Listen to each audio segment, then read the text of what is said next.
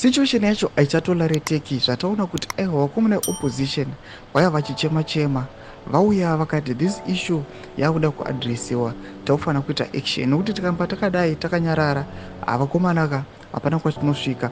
2028 tinotadza kupinda pamaelection. Sanapinda masvika muda nyuka panapa anoti bva subscribe like what on the bell kuti tipinda muchange radio vakomana vanobuda nyura vachiti the world must know that in Zimbabwe over the past 2 months, more than 20 top opposition leaders have been arrested.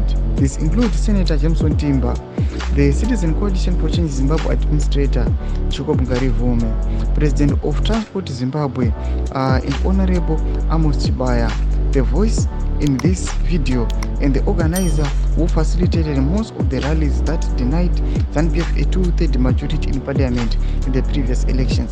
Vanoposta this video ramuri kuona vakomana opposition avo vari parale pavo vachiti aiwa all these guys varipo avo vari kuorganiza vakomana vari kuita against the regime kuti iite marecalls ichibvisa vakomana vakanga vaiswa nemacitizens according kuma-2023 presidential elections, vachivabata vese vakomana ava kuti the government ise its own 2/3 majority ikwanise kuatena isi 2030 vision. Mashoko atiri kuona kuti aiwa all these leaders vakakepchiwa nethe regime, zvatoona kutoti aiwa within pa 2 months idzodzidzi the regime yakwanisa kuvabata, zvatoona kuti nyika yeZimbabwe navakomana opposition aiwa they are now nowhere.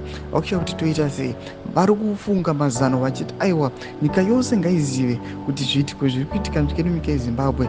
Vari kuona kuti aiwa their rights in the opposition space they are being abused. Todze mafunguro enyu muri kudii pamusoro pechitiko ichi. Pina comment section medu musano subscribe or like, turn on the bell icon.